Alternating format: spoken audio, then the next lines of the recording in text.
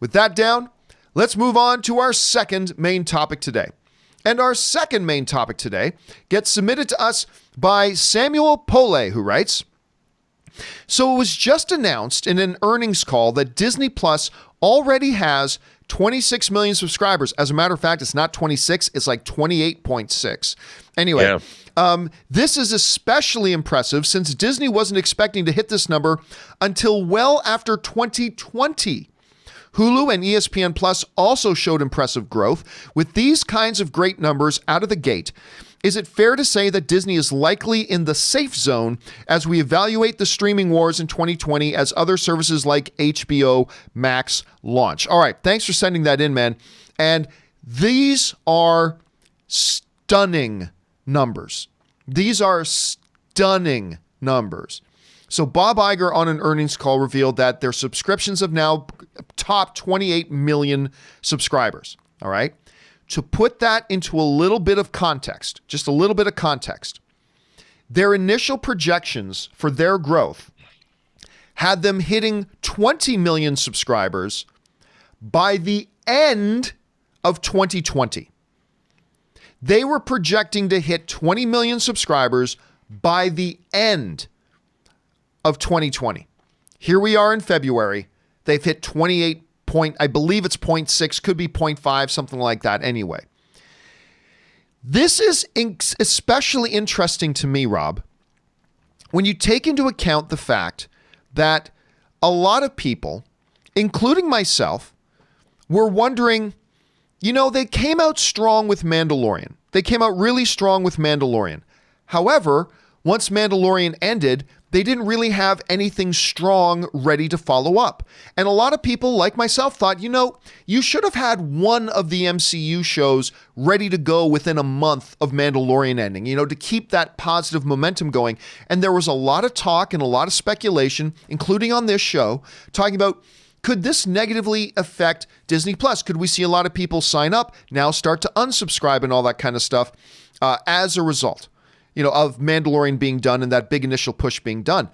But apparently, Rob, it hasn't had, if it's had any effect, it's been very small. Very small. And I think one of the things that this points us to, Rob, is the fact that people really weren't just signing up for Mandalorian.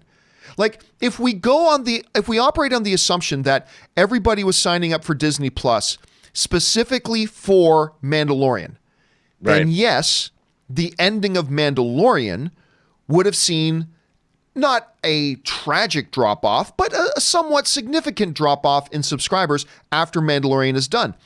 I think, Rob, what this tells us is that we have underestimated just how many people signed up for Disney Plus just for that library.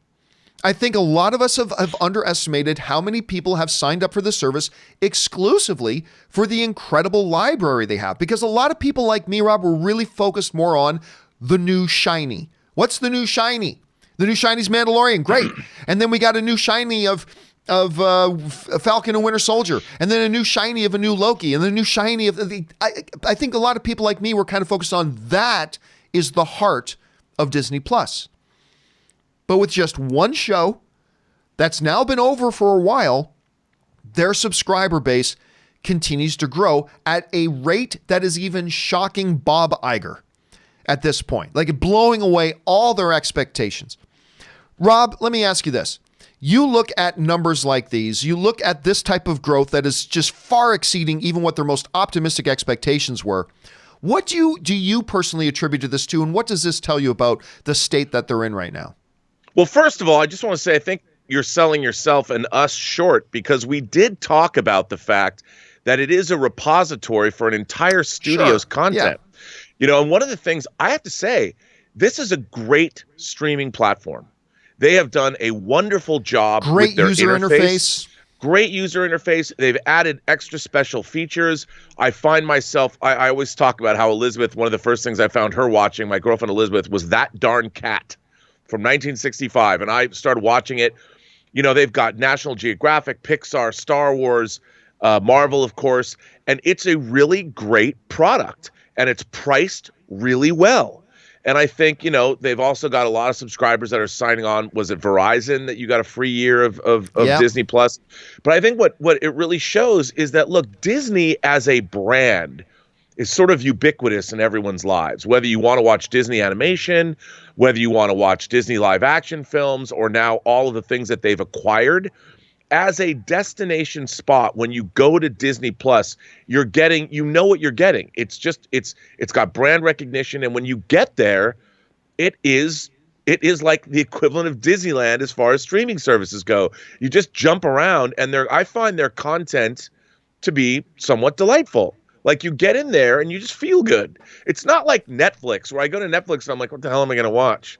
It's overwhelming and I don't know what to do. But when you get to Disney, I don't know if they had psychologists probably figuring out how to make this user interface, brainwashing you when you get there, so it just puts a smile on your face. But I think it's a really great product, and it's a testament to Bob Iger. And I'll tell you what was really interesting. You know how we were talking about Kenobi yesterday on the show? Bob Iger was saying in this earnings report, he was talking about the future of Star Wars being streaming, but he didn't mention Kenobi.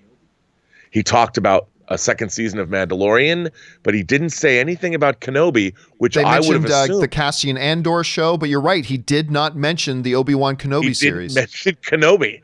And I was like, that's interesting, considering they haven't announced a launch date for the Cassian Andor series.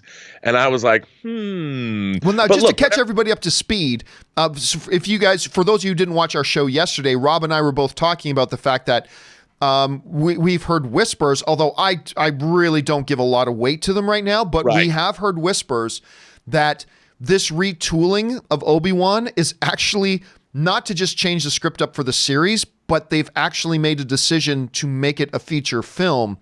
And that's what Rob's referring to here, which could be fascinating. And that would wind up on Disney Plus anyway. Yes, it would. So whether it's a streaming show or not, I mean, what I'm saying is, on its way to Disney Plus, it could pick up $1 billion at the box office. I'll bet somebody did. So, Disney is they test everything. And I remember when I was working on the Tron DVD back in the early 2000s for the 20th anniversary of the film, they polled mothers 5 and under asking, are you excited for the release of Tron? And mothers 5 and under were like, what's Tron? I mean, mothers with children 5 and under.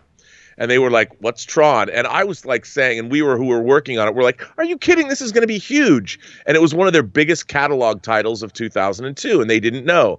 I'll bet you that they did focus group testing, especially with everything going on with Star Wars, asking, would you be excited for an Obi-Wan Kenobi movie starring Ewan McGregor? And they even probably were so overwhelmed by the enthusiastic response that they're like, well, we've been developing this movie for 4 years. It's almost ready to go. We got to have a new Star Wars movie out. Let's make another $1 billion. Why just put it on to Disney Plus when we can make $1 billion first and then put it on Disney Plus? So they know what's up, man. And I think that, I read all about Bob Iger's earnings report, and what he said also, this was interesting. He said in this report that people that sign up for Disney Plus that watched The Mandalorian also watched at least 10 other pieces of content on Disney Plus. And wow. that's a huge factor in all this. People go to Disney Plus maybe to watch The Mandalorian, and like me, they get sucked in because it's a great service. All right, guys, question here is, how are you feeling about this whole thing? How do you interpret this whole incredible growth that Disney Plus has had? Do you attribute a lot to the original programming, which we haven't had a lot of? Is it the library? All that kind of stuff. How do you feel that this sets Disney Plus moving forward into the upcoming streaming wars? Jump down into the comment section below and let us know your thoughts. All right.